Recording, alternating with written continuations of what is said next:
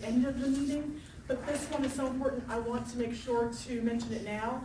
The date for the Division D conferences has changed, and I forgot, it just changed, I think it was yesterday, it might have been the day before, and so I forgot to go in and change the agenda.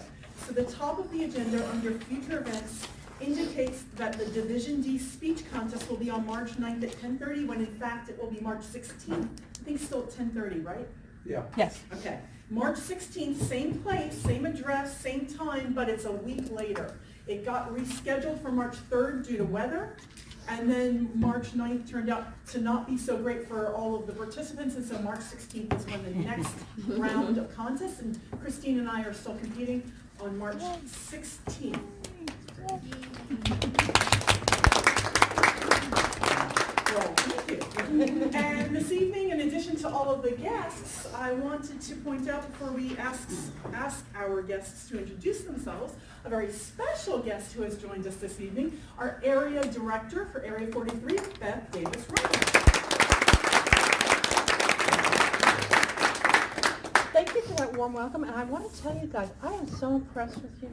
You are one of the best clubs certainly in the area, and we are the best area in the division. I'm not just saying that to flatter you. If you were at the contest, you saw what I saw.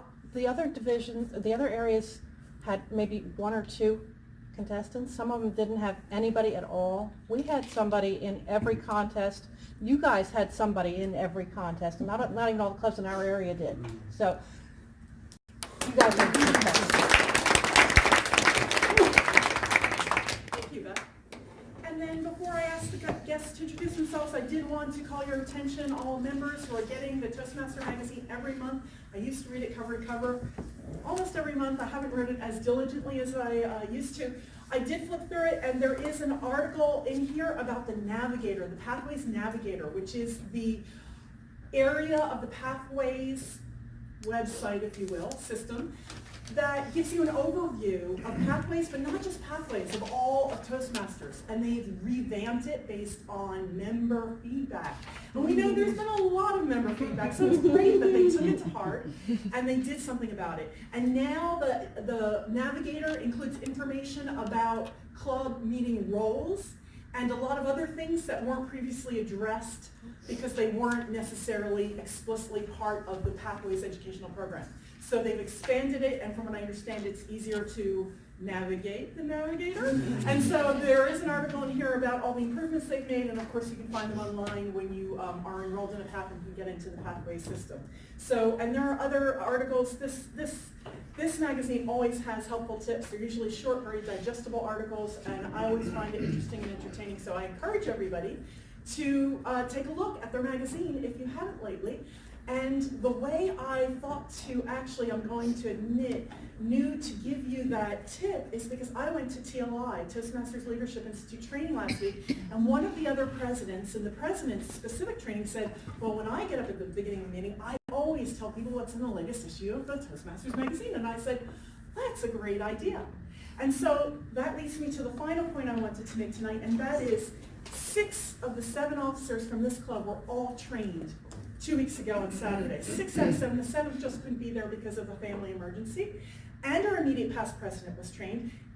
And 2 members of our club who are aspiring to be officers next year attended training. So you have officers and officer hopefuls who are extremely well prepared and suited to be guiding this club.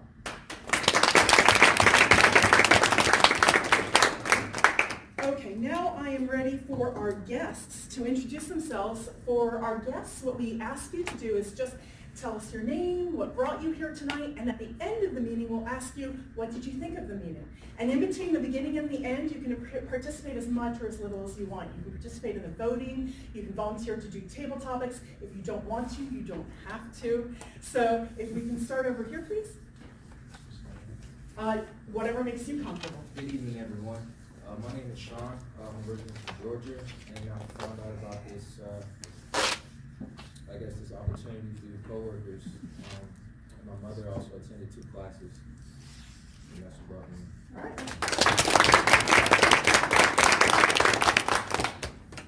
Hello, my name is Tyler Hornbecker. I was a former Toastmaster member at first data in Hagerstown, and I was looking to join a club again. I tried to join the one in Hagerstown, but I guess that at HCC, and that's no longer there. I don't know. But you guys are here, and I'm happy to be here. So.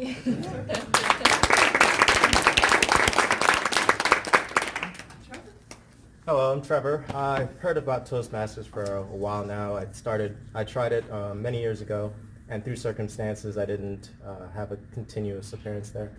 And I've always wanted to go back, and now I have more flexibility, so I decided to give it a try again. Great. I recognize you from a previous meeting, but I don't remember your name. Me? Or do I recognize you? Are you new? No, this is my first Oh, time. okay, Leonardo, your first time. Leonardo Giovannini. I go to the University of Maryland and I study information science. I used to work at a company called AECOM as an economics analyst. And yeah, I'm here to find out more about the club. Terrific. Erin, you've visited us before. Yes, this is Okay. my second time. Do I need to? Would you like to tell us Yes. a little bit about yourself? All right, so this is my second time, really liked it last time, so I came back and, so I tried it some time ago again because circumstance didn't happen, so I tried again this time and really looking forward to it. Sure. Megan, you're a repeat visitor? Yes, so this is my third, I believe, time being back. Yeah, I really love it. I'm coming back. Excellent. And Jonathan is no longer a guest, he's our latest addition to the club. And Lucy is a repeat guest. Yes, this is my second time here. I guess I need a little bit push to come in here with them. Sometimes after the day's work, you just get a little bit tired, you know, you're just like on autopilot, you just drive home. But I know this is gonna help me, and so I'm hoping to come more often.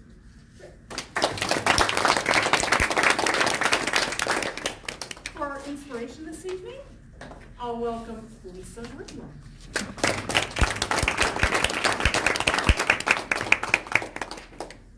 I'm here tonight to try to convince you to slow down. Yes, you who wish there were more hours in a day so you could get more done. But I'm telling you this right now, that perhaps if you slow down, you might experience some memorable experiences that you wouldn't otherwise have if you're rushing around. Let me give you an example. My son Aaron is living out in California with his girlfriend, and they went to the market. They're not real fond of markets, so usually when they go in, they're in a hurry, they want to get it done, let's get out of here. But he was walking down the aisle, and he's like, 6'2", very imposing. And this older woman came up to him with a oxygen on her, and she came up to him and she said, you remind me of my very handsome nephew. And he laughed, and he smiled, and he said, thank you. And he told me, he says, Mom, she just looked lonely. So he and Tony and him took the time to talk with her. They talked about when he was trying to move back here and what he was going to do. And she talked about what she liked to buy at the grocery store. And he said, we had about a 10-minute conversation, just standing there, slowing down. And he said, I said, Aaron, that probably made that woman sweet. She probably doesn't have any other human contact. And he smiled and he said, yeah, it made me feel good too. So what I'm here to tell you is to slow down. Take a look at what's around you. Take a look and notice the people around you. You might have some really good experiences. And you might go away smiling and thinking that the world's just a little bit better.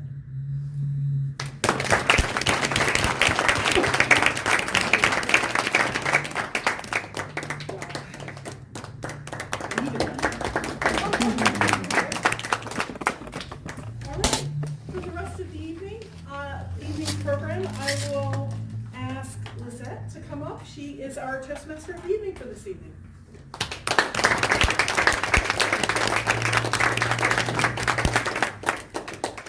Good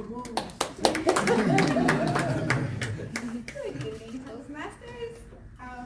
My role this evening is to be your host. And present our speakers. The meeting is basically made up of 3 parts. First, it's the prepared speeches.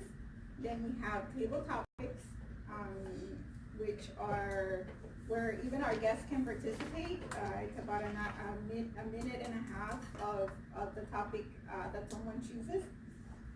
And then there is the evaluation for the prepared speeches. We have at Toastmasters roles to help us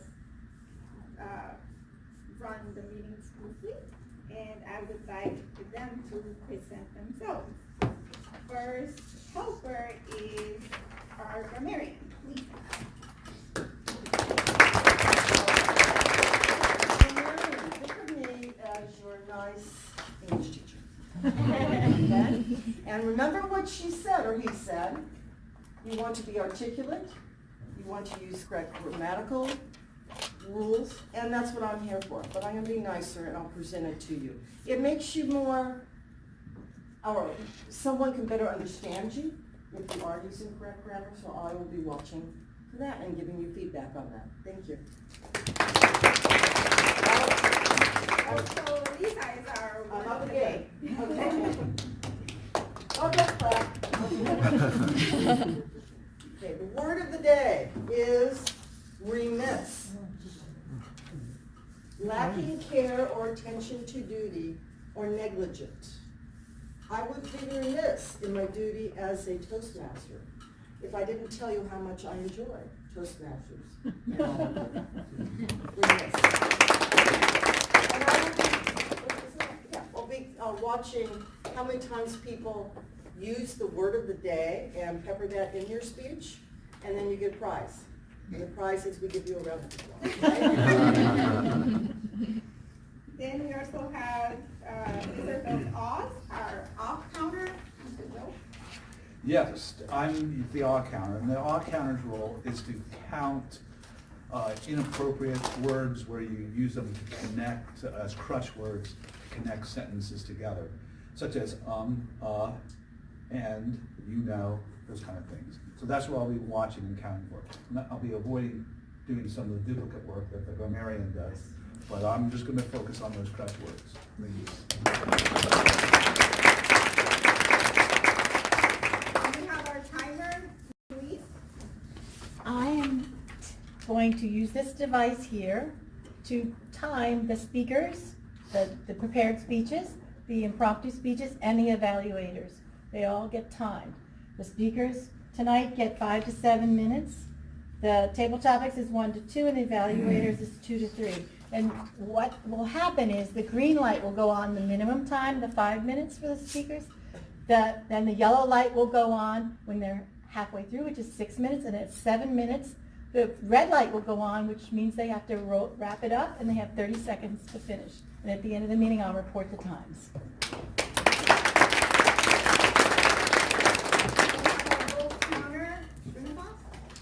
Yes, everyone should have this powerful balance. And at the bottom of the sheet, you see 3 sections, and these are for educational sections. At the end of each section, pick up best speaker in the category and write their name, and I'll collect the names and report at the end of the meeting who won that section. And I'll be remiss if I didn't mention that there's also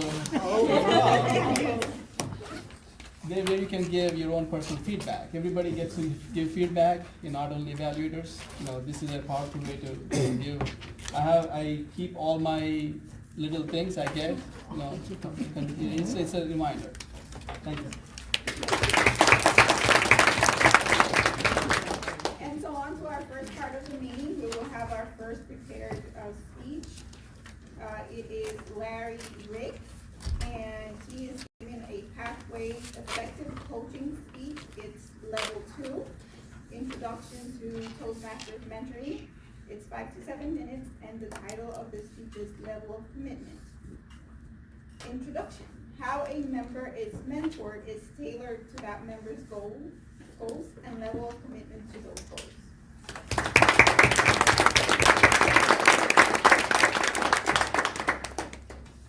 Well, I would certainly be remiss if I didn't tell you that I'm going to divert from the actual plan of my speech.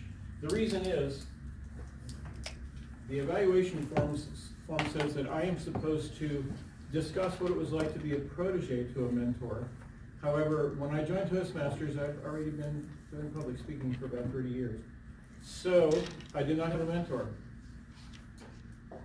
Instead, I'm going to talk about another section in that part of the program, and that is the difference between coaching and mentoring.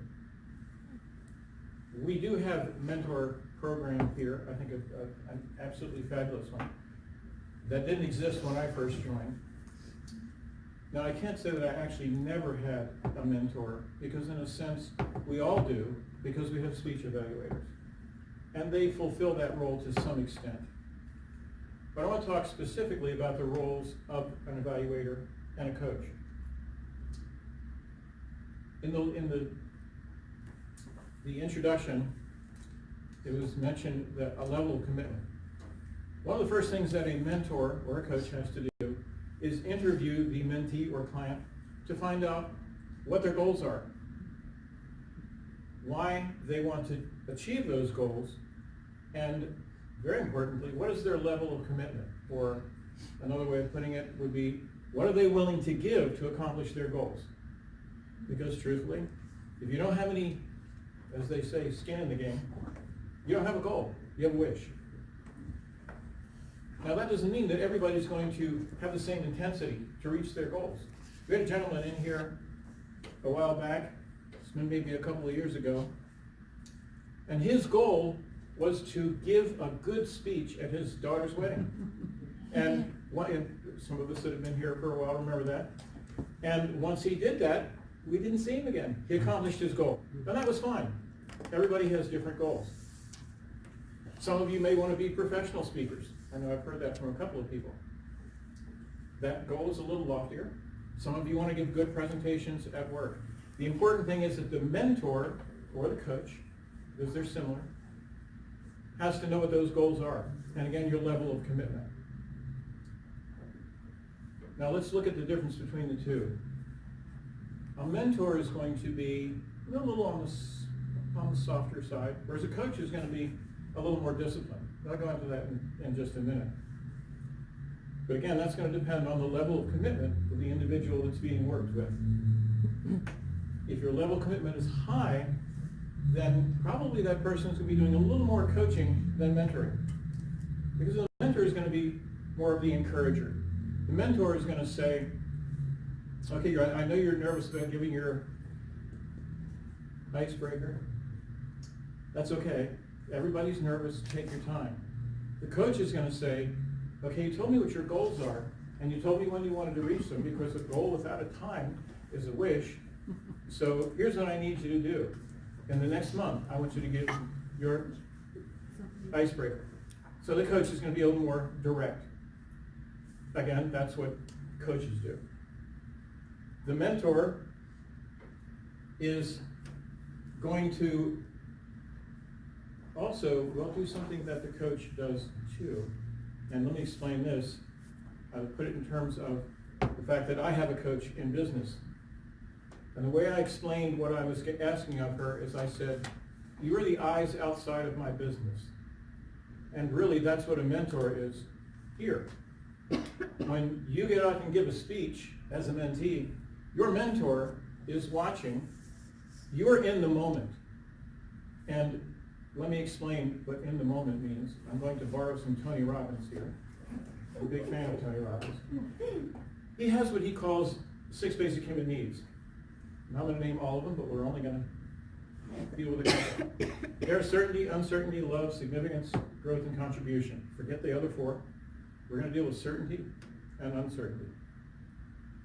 When you come in, you may be a little uncertain, but when you're sitting down and you're not doing a speech and you're new, you have some certainty. Then your mentor says, wow, why don't you give your icebreaker? And introduces uncertainty. Because we could also determine certainty to be a comfort zone. That's where you're safe. Uncertainty, you don't feel so safe. I will tell you, having been a member here for a number of years, it's great to watch people progress from gross uncertainty to more and more certainty as they give their speech. Everybody gets a little nervous, but that's okay. That's human. But the point is, you expand your comfort zone. And the job, again, of the coach and the mentor is to stretch that comfort zone. But it's always going to be according to your level of commitment.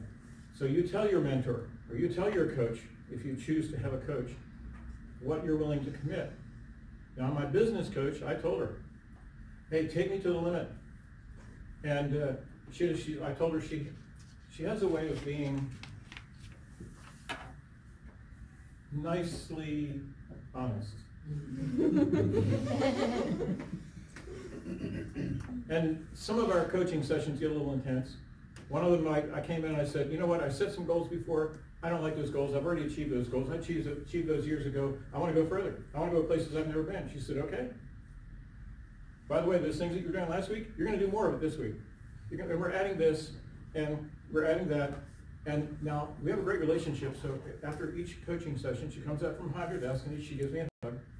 And after that session, she kind of softens things there. After that session, as she came up and she gave me the hug, she said, Larry, I'm going to hold your feet to the fire. That's a coach. So, in our program, you need to determine what level you're going to give to achieving your goals. Talk to your mentor, and if you are new or if you're a guest, I want you to understand, we have a mentor program here, and we have an awesome person running that mentor program, Christine. The other thing I want to add, and I'm going to finish with this, is a saying that I heard when I first learned about coaching, and that is, a watched behavior always improves.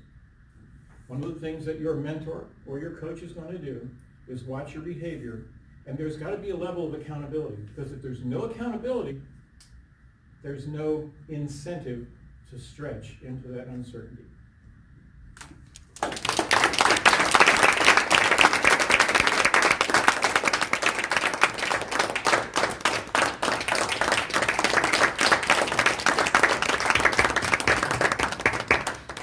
Thank you for clarifying that, Mary.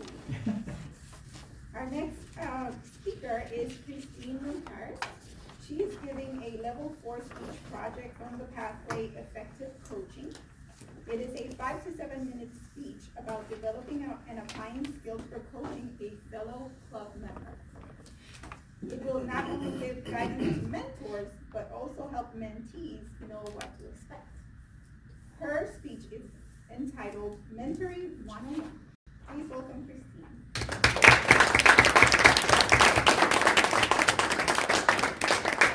My mentoring experiences have been from epic failure to a very rewarding success. And being a good mentor doesn't just happen. You have to learn skills and practice them just like speeches. So mine presentation is going to build on what Larry talked to you about, and I'm going to give you step by step, because I'm an accountant and I like step by step. These first few slides are simply to show you where to access the tools that are available to mentors. When you go to our homepage, our club's homepage, where the agendas are, you're going to see tab member downloads.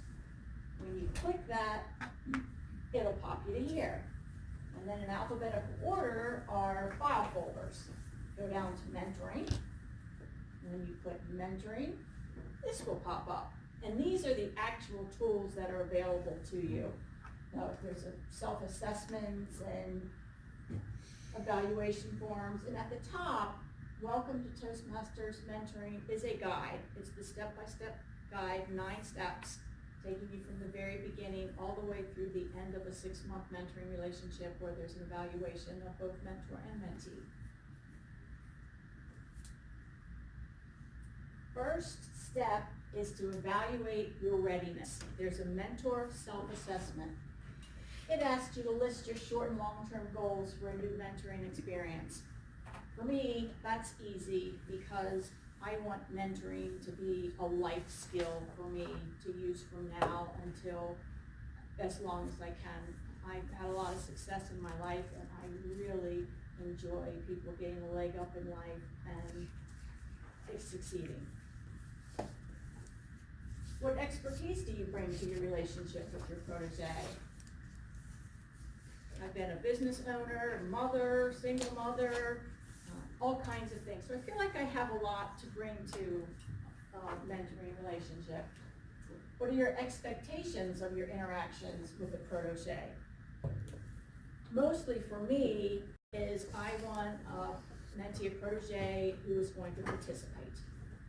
I can't will somebody's success.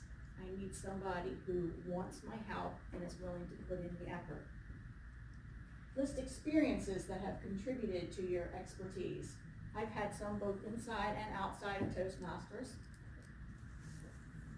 Step 2, understand the role of a mentor. It's not important that you read this. This is simply to show you what the tool looks like. This is the guide, the step-by-step, the welcome to Frederick Toastmasters, our Toastmasters mentoring. You pop this up, there's your step 1, and the rest of the guide will continue on. Step 3, meet your protege and set expectations. Wilfred, who's not here tonight, but he was kind enough to allow me to use his actual one. And he has some really good items that he put, so I'm happy to share them. One of his long-term goals is to confidently lead crowds and take up a job in public service, maybe in politics, which is just amazing to me. And Wilfred is very shy, and it's exciting to know that he has aspirations like that, and I know that we can help him. Some short-term goals: overcome the tendency of panicking when called upon for unexpected speak in public. What expertise does your ideal mentor possess? One is, to him and to a lot of people, it's a nerve-wracking experience to be up here, to be a new member, and he wants somebody who understands that and can be empathetic. Lots of patience and advice for a beginner. Encourages me a lot and reminding me not to give up. We're in this together. A good mentor checking up on me, and it's refreshing to know that we share the same profession. We're both in accounting. But it's not at all necessary that your mentor-mentee relationship be in the same profession. As a matter of fact, it's often better if it's not, because you have a broader range of life experience. What are your expectations of your interactions with your mentor? Wilfred wants periodic feedback, both negative and positive, on his overall performance. We should work more closely together to draw up a schedule for my progression, which we did. Should periodically push me a little more to move me from my comfort zone. And as Larry was talking about, this one kind of gets more into coaching because he wants that pushing. And it's very important that you set expectations for what that mentee wants. If you try to be a coach for somebody who just wants a mentor, not going to work. If you try only to be a mentor for somebody who wants a coach, it's going to be frustrating. And he's reserved and shy and just wants respect of that. Next is to prepare for goal setting.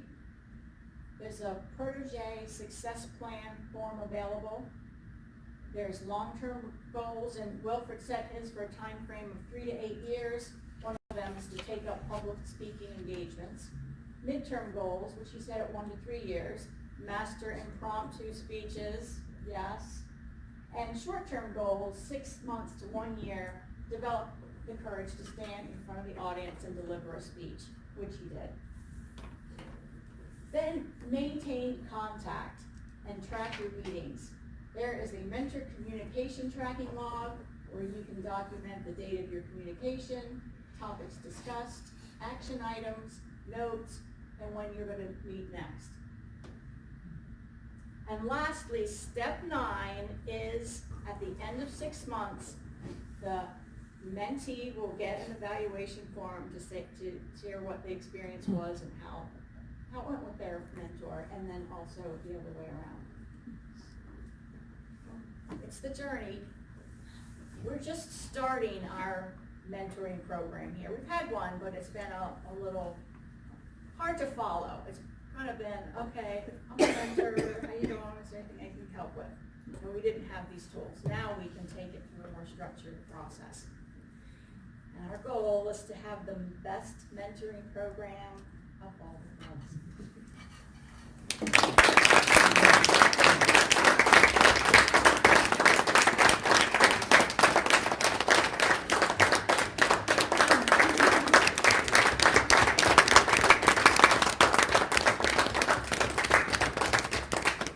Christine is a mix of both, in my opinion, a mentor and a coach.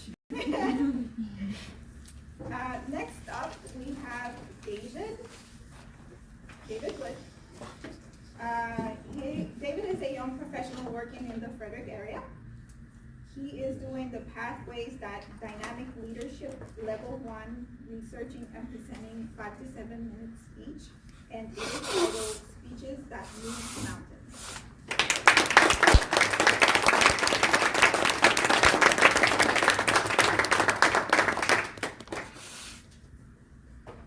What makes a great speech?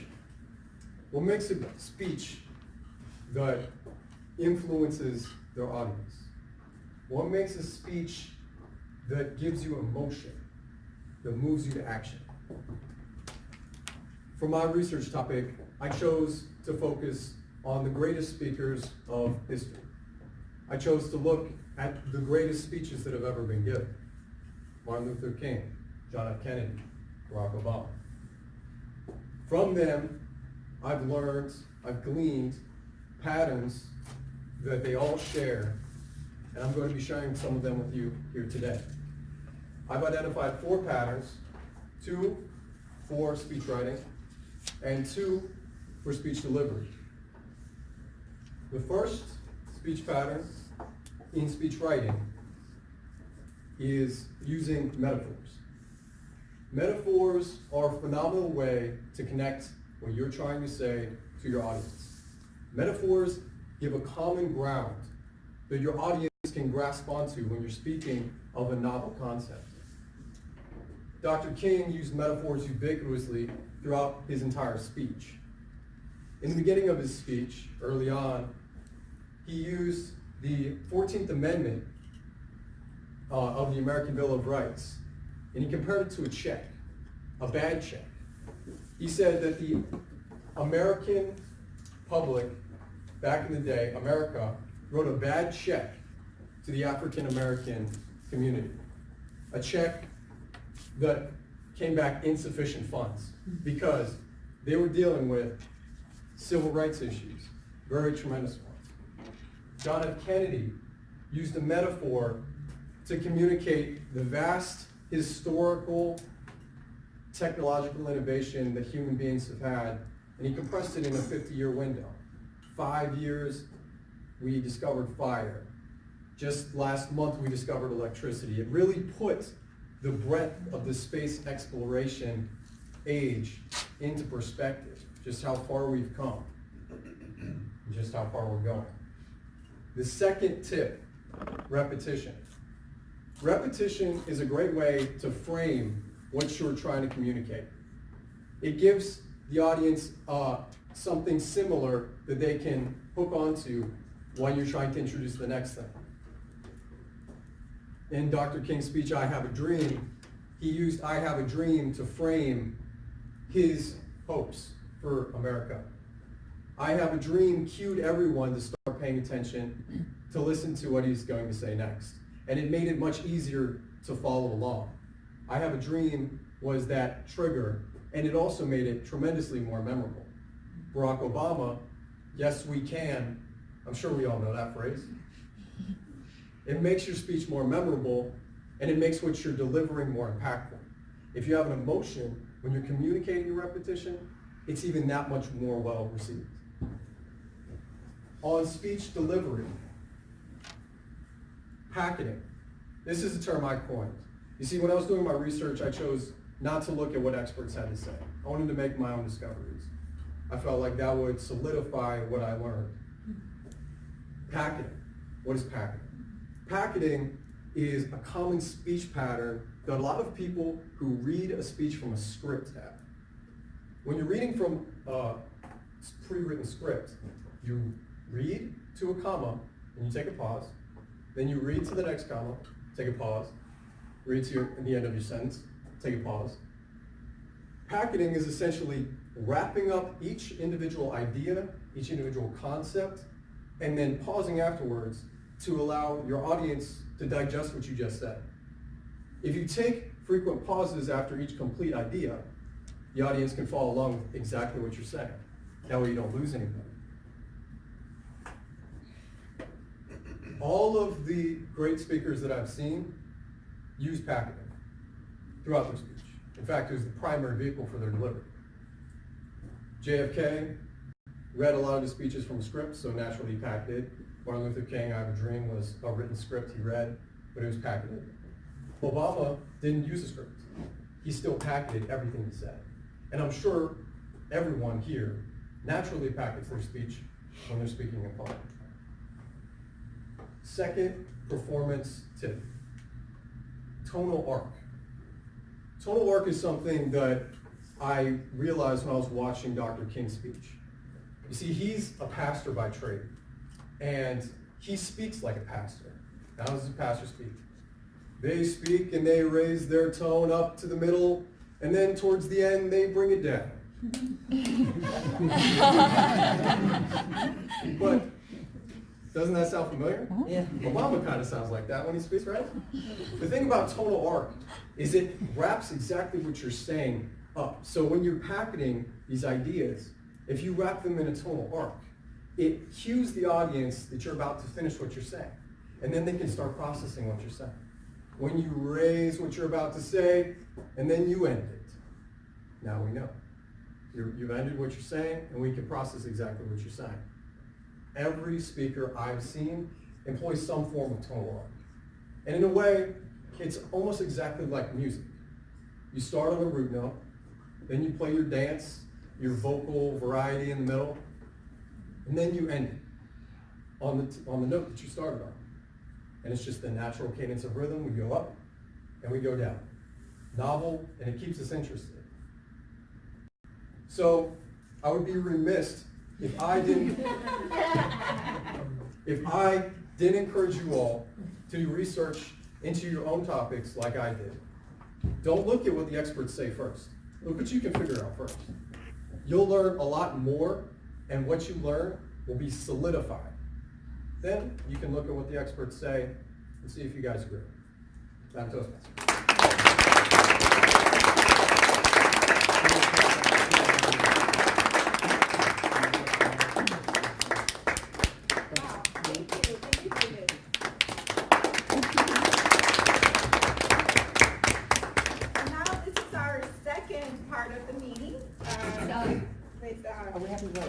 Oh, okay.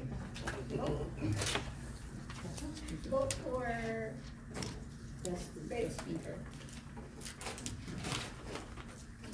You want to repeat the names? Our first speaker. It's fine, take it from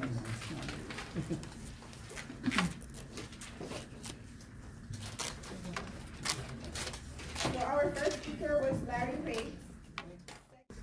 And third speaker is David Bliss.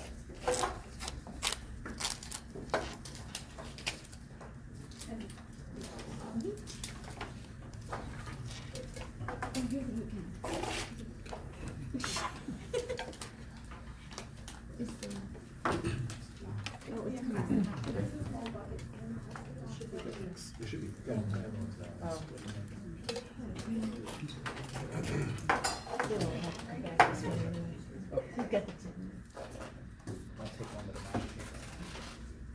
I can do that. Too much.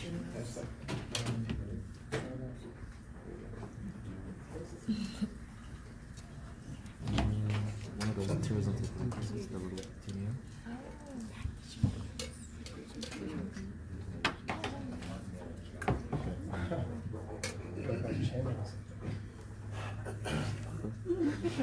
Okay.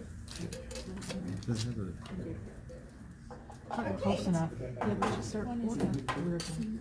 So our second part of the meeting is our table topics, and to lead that as our topics master is you. Mosby?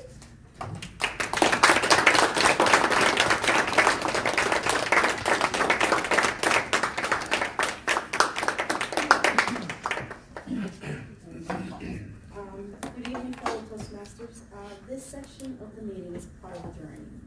This is the opportunity that we get to be able to, on a moment's notice, pick a topic and be able to deliver a speech for about 10 minutes. Tonight, I am going to, the topics that I've picked are based on my own personal experience over the last couple of weeks. Some of you might know that I was given notice at work, so I'm looking for a job. In that process, I've done plenty of interviews. I've encountered a couple of strange questions that some of them have puzzled me, and I've had to kind of think back. And one of them, I actually had to say, can I get back to you on that one? And I'm going to start with that one right now. If perfect leadership was an animal, which animal would it be and why? I need a volunteer.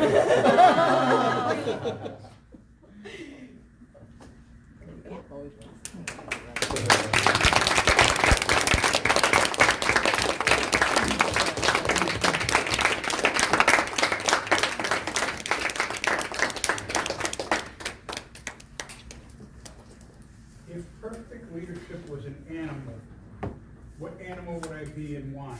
That is very simple. I'd be a unicorn. It's a mythical beast.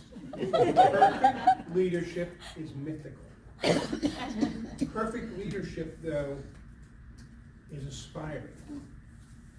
And show me anyone who, thinking of a unicorn, doesn't get a smile on their face, doesn't think positive thoughts, doesn't think pure, doesn't think they want to be pure. For those of us who are Harry Potter freaks, remember how terrible it was to see he who shall not be named feeding on the blood of a unicorn. I saw the movie the other night. There is no such thing as perfect effective leadership. Perfect effective leadership is a unicorn. It's a chimera. It's a beast that doesn't exist. What you can do, though, as a leader, is inspire, direct, delegate, work with and through others, achieve what you want by helping others achieve what they want, set a common goal, help people to work toward that common goal, find their strengths and let their strengths add strength to the team, find your strengths and let your strengths help direct how the team works. So that's an easy question for me. To me, the perfect animal that answers your question has to be the unicorn, and you don't have to be a virgin to see it.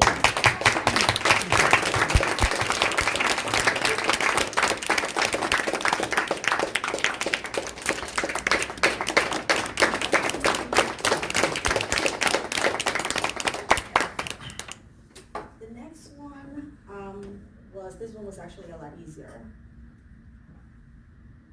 What was the biggest lesson that you've learned from your last boss and why? Again.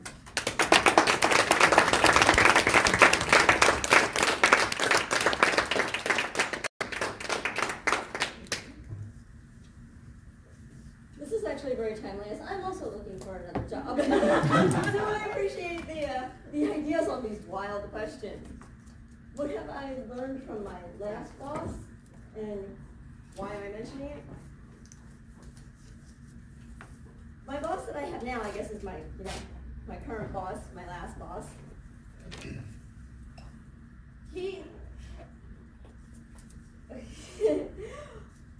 we've introduced a whole new computer program in our accounting department back in October, which basically eliminated my job. So I had to reinvent myself. He kept telling me, oh, we have plenty of work to do, we have plenty of work to do, you can help this person, you can help that person. But he never gave me anything to do. So what I learned was I had to reinvent my job, myself. So being able to take that initiative, I had to go around and go to all the other people in the accounting department and say, how can I help you? What do you have that you don't have time for that I can do for you? That with no actual accounting training, that was pretty quick for them to teach me. But it was very interesting, and I learned to be very upfront, very forthcoming, very, trying to think of the term, take leadership in my own role in this company. So it really helped me advance putting myself out there. And hopefully that will help me get my new job.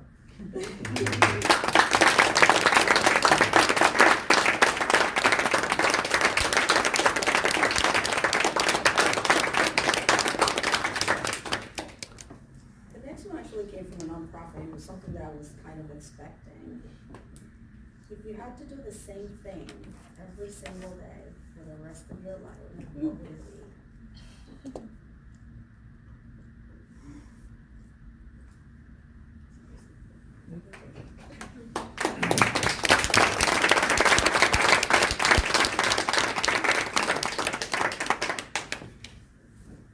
When I was in middle school, we had yearbooks, and they asked us to write on our under our yearbook photo, what is your dream job? And I wrote, I would like to get paid to solve problems. And that's it. And honestly, if I could sustain myself on that, I'd go for free. I'd do it pro bono, I don't care. Solving problems is probably the most fulfilling thing that I've ever done and I continue to do. And I actively pursue opportunities to solve problems, and I'm constantly doing it even in my spare time. So for sure, I can definitely say with confidence that for the rest of my life, I'd love to solve problems.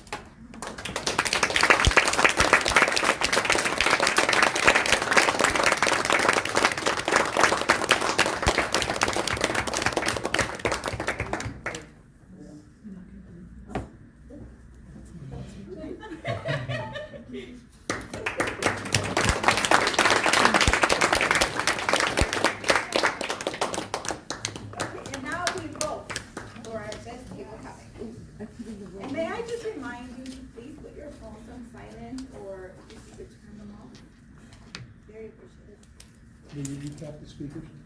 Yes, the speakers, first one was you.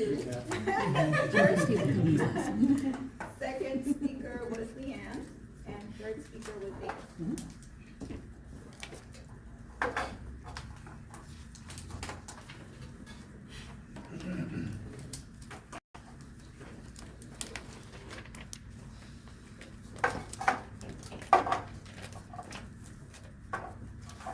And to lead us into the third part of our meeting, I will present the general evaluator, Bakari Simba.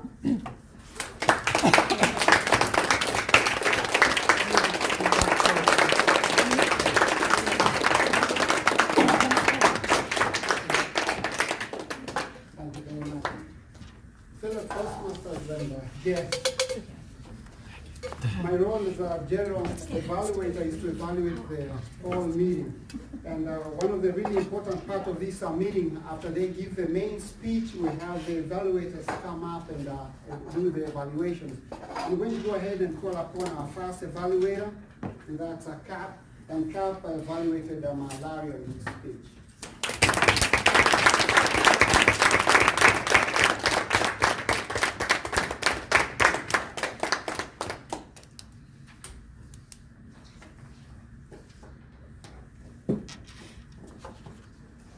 Mr. General Evaluator, Madam Toastmaster, fellow Toastmasters, future Toastmasters,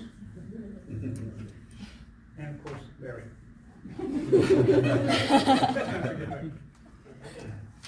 Speech, a level of commitment. Clearly define how a Toastmaster measures mentoring and share previous experience. Well, Larry didn't have previous experience, but he was able to make an effective speech. Things you excelled at. You defined terms for us. You told us what commitment was. You told us what it meant to be in the moment. You did not leave your audience trying to determine in a technical subject exactly where you were going to go. You let us know where you were going to go by defining the terms.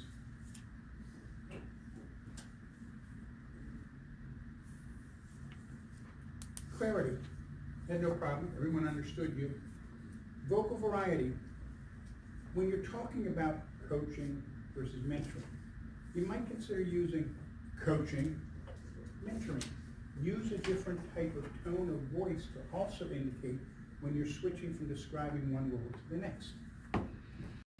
Your eye contact was excellent. You looked around the room, you looked at people, you covered the whole room. Gestures. Your gestures are fabulous. You're talking about high and low. You're giving us a broad gesture. You're giving us... Your gestures define and lay out what you are speaking about. There's no guessing where you are going when you're talking about this is this and this is that, this is this, this is that. It gives your audience a chance to see visually the words that you're conveying. Audience awareness, comfort level, especially like the fact that I could tell people were interested because I saw everybody in rapt attention leaning forward trying to hear what you were saying. You took it outside what the parameters were, but you did an effective speech. What I would work on would be, as I said, different voices for the different roles that you're talking about. And I'm going to use Dave's word of packeting. You might want to think about packeting, stopping when you've made an important point, give it a pause, let us absorb what you've said, figure out how it fits us, then you go on. Give your audience a chance to stop and think when you're making important points. It gives the audience a chance to make it relevant to themselves. It was usual quality speech that I always expect to hear when I'm hearing Larry. I enjoyed it. Thank you.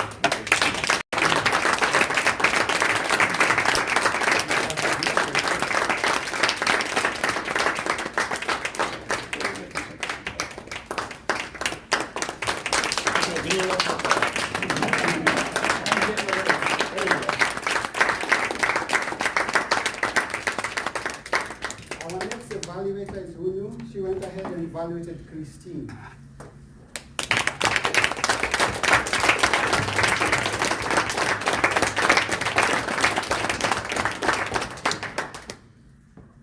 Mentoring.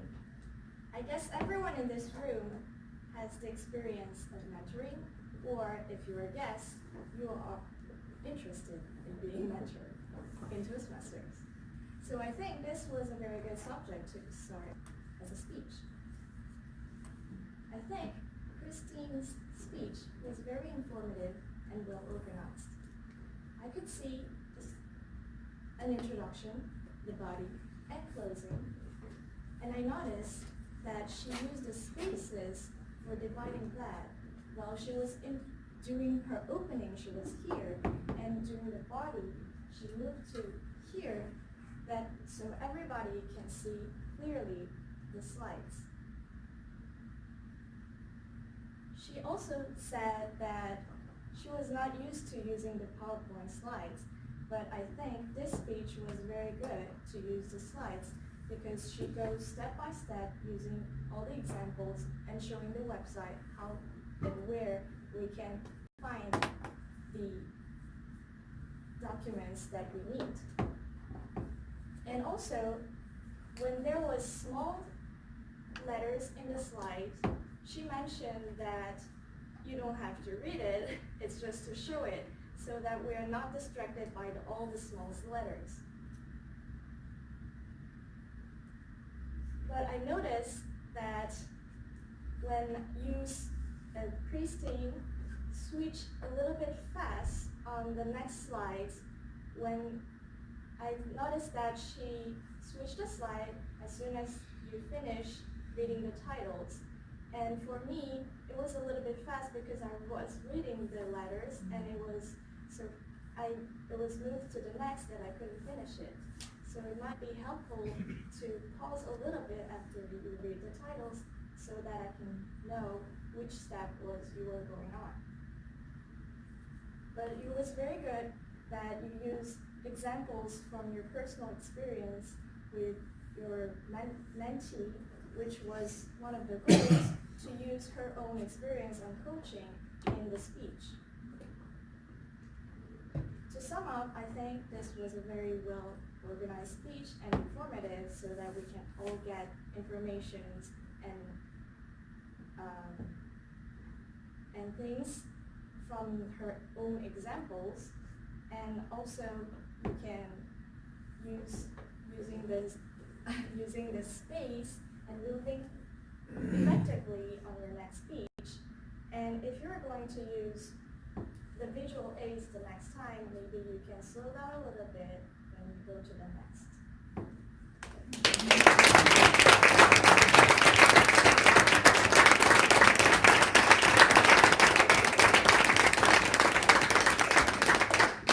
Now I call upon Jerry, who went ahead and evaluated David.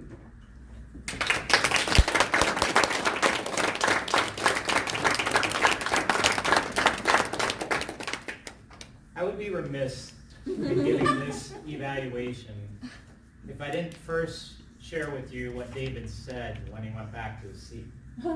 He said, "I think I channeled something." I agree with you, David. I don't know who that guy was up here, but when you took the glasses off, it was the embodiment of the greatest speakers of all time. I'd also be remiss if I didn't share with you where David came from, because it was so distant from what we saw today. David, do you know how many crutch words you used? Just one just now, I guess. Congratulations. Yeah, just an enormous improvement. You talked about the greatest speakers of all time, and I see somebody taking a leap on the moon. It was phenomenal. You had an outstanding opening. It was as if it was practiced, memorized, and practiced again, delivered in perfection. You mentioned that you wanted to work on two things. First, cadence or pace, and then secondly, your tonal variety, which we all know is a very difficult thing to do. With regard to the cadence and pace, I saw both Davids from you a little bit. With respect to the opening, where that was practiced and delivered and just very well executed, you did manage to slow yourself down. Where you sped up is when you started talking about something that excited you. That's when you talked about JFK packaging and that this is a 20, I can't even talk that fast. I think for my own benefit, I would have benefited a little bit either from a pause there so that I could have taken all that energy that you lifted us up with by giving us those great examples, talking about Martin Luther King, talking about JFK, just giving me that pause to then be ready to go into, you're going to give me something that I want to take home today. That packaging, I would have benefited from a little bit more development in that area. You nailed the tonal variety because you set yourself up with great speech planning. You said you wanted to do tonal variety, and then you gave yourself examples to deliver and nail that. In conclusion, I'd like to challenge you to nail the conclusion. Go back and review those top points that you want us to take home. talk about the packaging, talk about the tonal variety, and anything else we might have missed getting caught up in the moment. Sorry.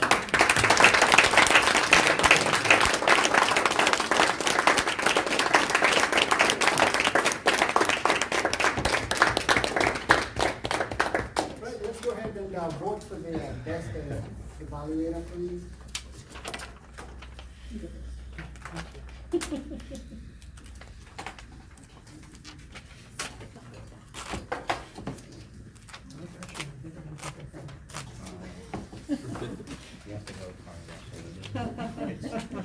Where's the? Oh, he could have pre-printed that for you.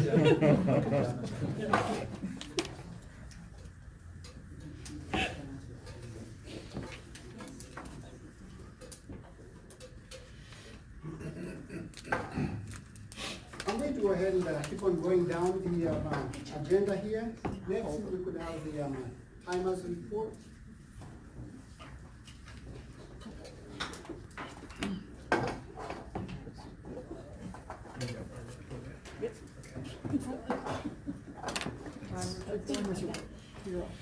Oh, I'm sorry, I was busy with the building. We had some people who made it perfect, and we had a few people who went over.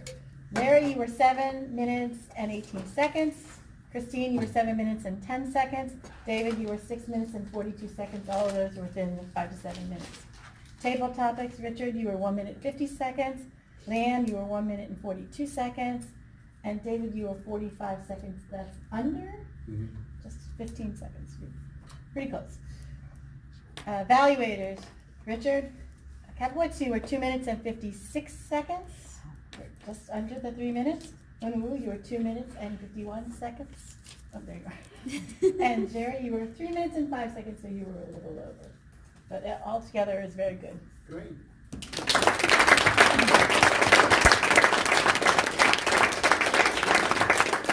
Next, I'm going to go ahead and introduce our gentle grammarian. Okay. Well, Jerry, you're an overachiever. That's a good thing. You said remiss twice. We have David, Larry, and Sharon. Where is it? There he is. You also said it too. So, we did have some people that used it.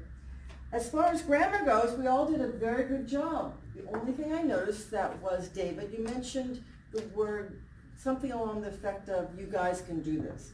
I think guys would be very informal and more of a colloquialism.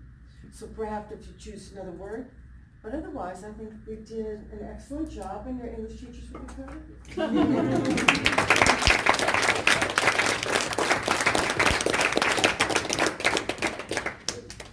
We have Joe.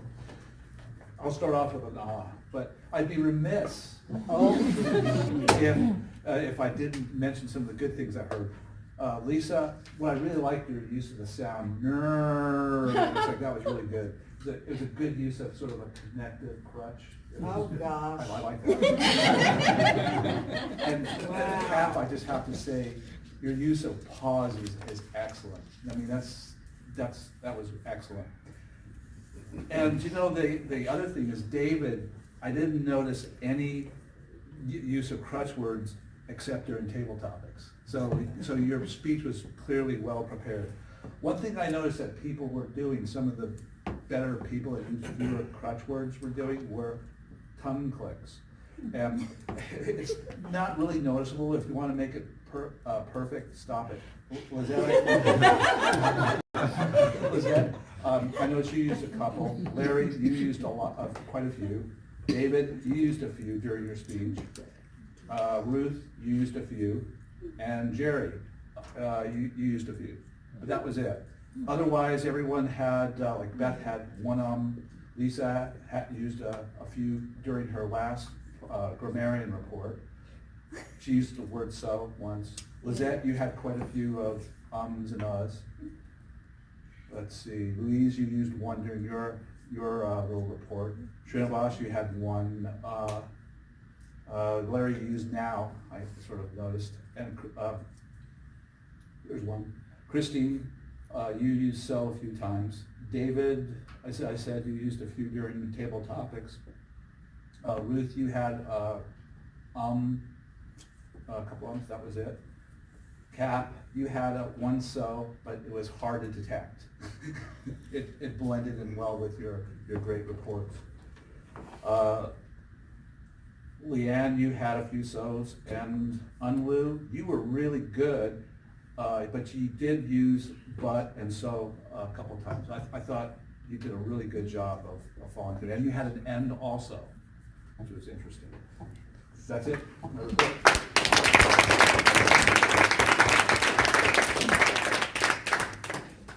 Thank you very much. It was a very good quality meeting. Everybody did a top job. I'd like to go ahead and thank the evaluators. Start with Cap. He did a very good job doing his evaluation. In part of this, one of the strengths of Toastmasters, you prepare for your speech, you come here, you give the speech, and then you receive a very good feedback. That's part of the growth and the benefits that you get from doing the meeting. And what I can say is that if I was one that was actually giving the speech today, I would have really loved to get evaluated by the evaluators we had today. As I said, Cap did a very good job. Wanu also did a very good job. And Jerry did a very good job. They come here, they tell you what you did well in the speech, and then they also tell you what captivated points you had in the speech and what improvements that you need to do on your speech so you can get better on doing those speeches. And that's a real benefit to this meeting. As I said, all in all, the whole meeting was run very well, high quality meeting. We started on time.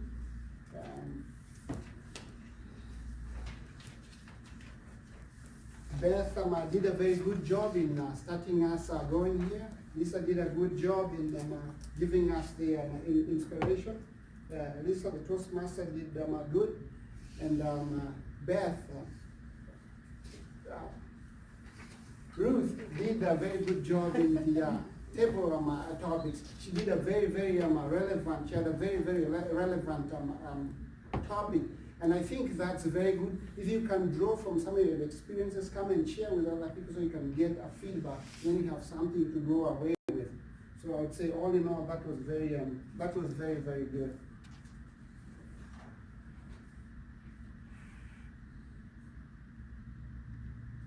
The rest of the helpers, Lisa and Joe, they did a very good job in reporting the grammar and the use of the crutch word. All in all, it was a good meeting, and I had fun, and I hope all of you have fun. And for our guests, hope you come back. Thank you.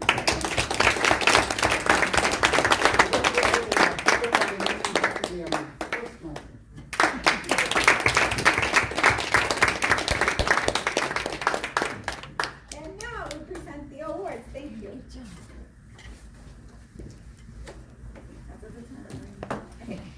So first up, the winner of the prepared speeches is David Wood.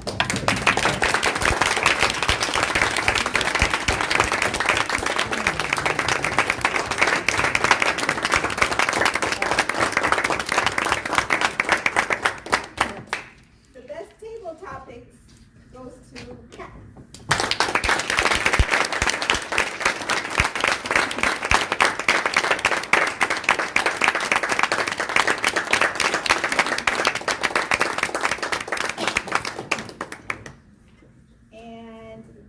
Best evaluator goes to Jerry.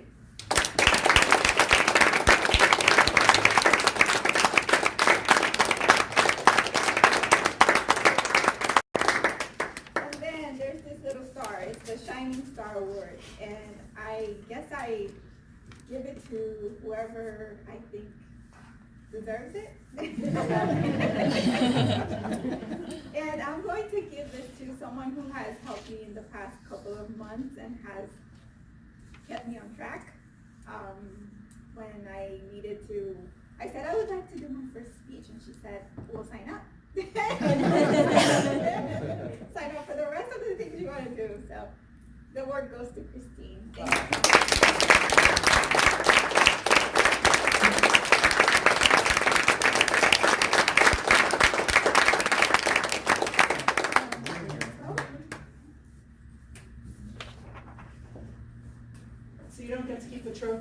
our club. You get to keep a memory, and there's a picture on Facebook and Meetup. So, thank you.